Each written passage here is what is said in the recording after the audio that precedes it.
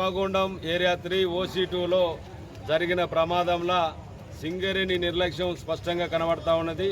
సింగరేణి యాజమాన్యం యొక్క రక్షణ విభాగము నిర్లక్ష్యం కూడా స్పష్టంగా కనబడతా ఉన్నది. తరచుగా ప్రమాదాలు జరుగుతూ ఉన్నాయి.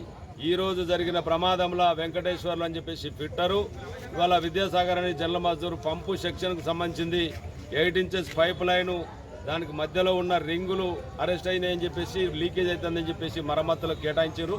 పక్కనే బెంచ్ ఉన్నది. మరి వర్షాకాలం సమీపిస్తున్నది, వర్షం కొడతా ఉన్నది.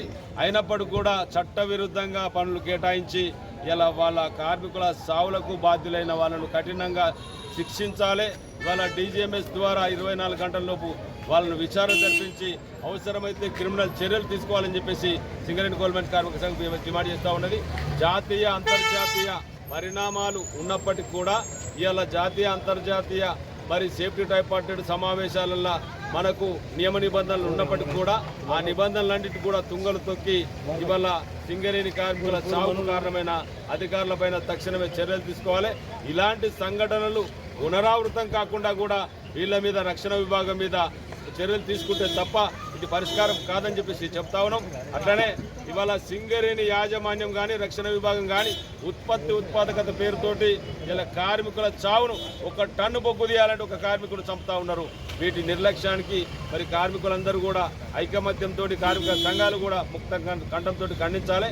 ఇవాళ అధికారులపైన కఠినమైన చర్యలు తీసుకునేంత వరకు సింగరేణి కోల్ కార్మిక సంఘం DMS అనేది కార్మికుల పక్షాన పోరాటం చేస్తుందని చెప్పి ఈ సందర్భంగా తెలియపడతాం. ఈరోజు OC2లో జరిగినటువంటి ప్రమాదం, దాంట్లో 2 దుర్మరణం చెందడం అనేది బాధాకరణం. దీనికి పూర్తి బాధ్యత సింగరేణి యాజమాన్యంది, OC2 అధికారులది అనేది చెప్పొచ్చు. ఎందుకంటే గత 4 రోజులుగా పైప్ లైన్ లీకేజ్ కోసం పనులు పెట్టిండ్రు. పక్కనే 100 టన్ హాల్ రోడ్ ఉండి వైబ్రేషన్స్ అవుతున్నాయి. నిన్నటి నుంచి వర్షం పడుతున్నటువంటి దాంట్లో లూజ్ సాయిల్ అప్పటికే పోసిన మట్టి కాబట్టి ఈ వర్షానికి తడిసి ఉన్నది. తర్వాత పైప్ లైన్ కూడా 100 మీటర్లకు పైకి ఎక్కియడానికి నీళ్లను వెర్టికల్గా అంటే స్ట్రైట్గా ఈ హైవాల్ పక్క నుంచి దాని మీదకి వెళ్ళి వేయడం జరిగింది. దానివల్ల లీకేజ్ అయింది. ఈ లీకేజ్ అరెస్ట్ చేయడానికి ఉప్పు వెంకటేశ్వర్లు అనేటువంటి ఫిట్టర్తో పాటుగా శ్రీనివాసరాజు, అలాగే సమ్మయ్య, మరి చనిపోయినటువంటి సాగర్ అనేటువంటి వాళ్ళు 4 పనిచేస్తూ ఉన్నారు. 2 నిల్చుండడం వలన వాళ్ళు సేఫ్ అయినరు. అంటే కొంత మట్టి వచ్చినప్పటికీ వాళ్ళని లాగడం జరిగింది తోటి కార్మికులు. ఇంకో 2 వంగి ఆ పైప్ లైన్ మీద పనిచేస్తున్నటువంటి క్రమంలో బోర్ల బొక్కల పడడం, వాళ్ళ పైనుంచి మట్టి పడడం వలన దాదాపుగా 2-3 మీటర్ల ఎత్తు వాళ్ళ పైన మట్టి పడడం, వాళ్ళు దాదాపుగా 5-6 మీటర్ల లోతున పనిచేస్తూ ఉన్నారు. ఈ యొక్క తవ్వేటువంటి క్రమంలో V షేప్లో కానీ 40-50 డిగ్రీస్లో యాంగిల్లో తీయాల్సినటువంటి దాన్ని ఈరోజు మనం బయట కదా రోడ్డు పక్కన కేబుల్ తవ్వడానికి ఎట్లయితే షావల్తోటి చిన్నగా తవ్వుతున్నామో ఆ విధంగా తవ్వడం వలన ఆ లూజు మట్టి వైబ్రేషన్ వలన వర్షం వలన వీళ్ళ మీద కూలిపడింది.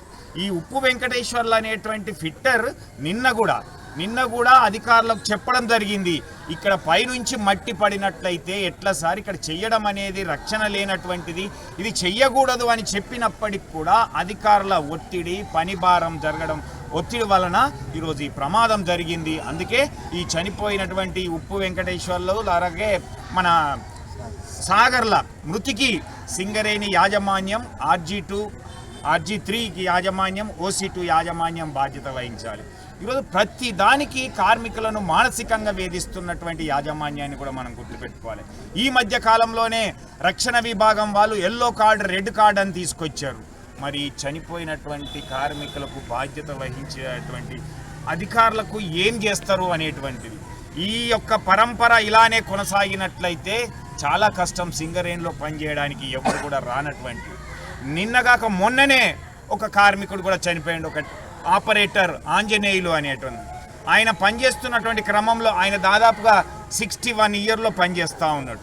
ఆంజనేయులు కూడా ఇప్పుడు 61 ఇయర్లో పనిచేస్తున్న అతని 7 నెలలు మిగిలిపోయినటువంటి సర్వీస్ ఉన్నటువంటి ఆయనను పని భారం వలన బేస్ వర్క్ షాప్ నుంచి లోపలికి క్వారీలకు పంపడం వలన ఆయన దాన్ని తట్టుకోలేక మానసిక వేదనకే గుండె ఆగిపోయి చనిపోయినటువంటిది కూడా మనం చూసాం. దానికంటే ముందు OC1లో హుస్సేన్ అనేటువంటి కార్మికుడు కూడా 10 రోజుల క్రితం చనిపోయినటువంటిది కూడా మనం చూసాం. సరైన సౌకర్యాలు కూడా లేవు. ఆక్సిజన్ సరిగా పెట్టకపోవడం వలన హుస్సేన్ చనిపోయిండు అనేటువంటి ఇలాంటి కార్యక్రమాలు ఈరోజు సింగరేణి యాజమాన్యం కార్మికులను వేధించడం, మానసికంగా హింసించడం వల్లనే తప్పితే వేరే కాదు అనేటువంటిది. అలాగే రక్షణ పట్ల యాజమాన్యానికి శ్రద్ధ లేదు, ఉత్పత్తి పైననే శ్రద్ధ పెడుతున్నటువంటి క్రమంలో జరిగినటువంటి ఈ ప్రమాదాలకు బాధ్యులను కఠినంగా శిక్షించాలి. ఇక ముందు ఏ అధికారి కూడా రక్షణ లేకుండా పని చేయించడానికి భయపడేటువంటి విధంగా ఆ పనిష్మెంట్ ఉంటే తప్పితే ఈ యొక్క ఇవి ఆగవు ఈ యాక్సిడెంట్లు అనేది తెలంగాణ బొగ్గని కార్మిక సంఘం డిమాండ్ చేస్తూ ఈ అధికారులను శిక్షించాలి అనేటువంటి డిమాండ్ చేస్తూ వారి కుటుంబాలకు సానుభూతిని ప్రకటిస్తూ తప్పకుండా వారికి అండగా ఉంటూ ఇలాంటి యాక్సిడెంట్ జరిగినట్లయితే అధికారుల మీద చర్యలు తీసుకోవాలని సిఎండ్ఎండి గారికి, డైరెక్టర్లకు ఈ సందర్భంగా డిమాండ్ చేస్తా ఉన్నాం. రామగుండం RG3 ఏరియా OC2లో ఇవాళ కాంగ్రెస్ పార్టీ INTUCల రాజకీయ చదరంగంలో 3 ప్రాణాలు అయిపోయినాయి ఈరోజుకి. ఈరోజు వెంకటేశ్వర్లు గారు, రాజేందర్ సాగర్ గారు ఇద్దరు కూడా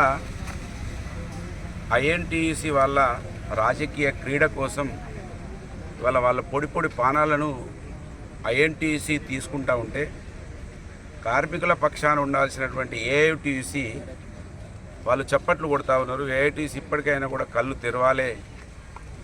మీ మద్దతుతో ఇటు రాష్ట్రాన్ని అతలాకుతం చేస్తుంది కాంగ్రెస్ పార్టీ. మీ మద్దతుతో కార్మికులను కూడా అస్తవ్యస్తంగా వాళ్ళ భవిష్యత్తు జీవితాలతో ఆడుకుంటా ఉన్నది. ఇవాళ ఈ ఇద్దరి చావులకు, వెంకటేశ్వర్లు గారి, సాగర్ గారుల చావులకు ప్రత్యక్షంగా INTUC కారణమైంది.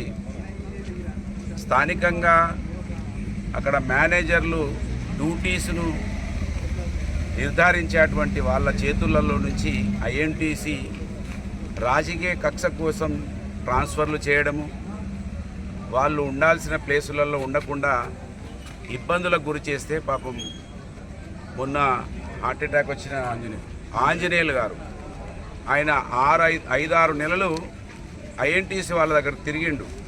నేను రిటైర్మెంట్కు దగ్గర ఉన్న నన్ను ఇబ్బంది పెట్టకండి అంటే ఎవ్వరు కనికరించకపోతే ఆయన హార్ట్ అటాక్ తోటి చనిపోయింది. ఇవాళ వీళ్ళిద్దరిని కూడా ట్రాన్స్ఫర్ చేసింది.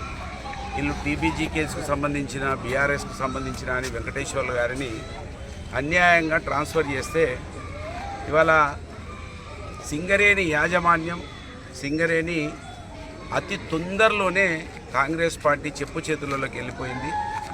GM గారు అయితే పూర్తిగా కాంగ్రెస్ జెండా పట్టుకొని తిరుగుతూ ఉన్నాడు. దీనికి 100% GM గారు బాధ్యత వహించాలి.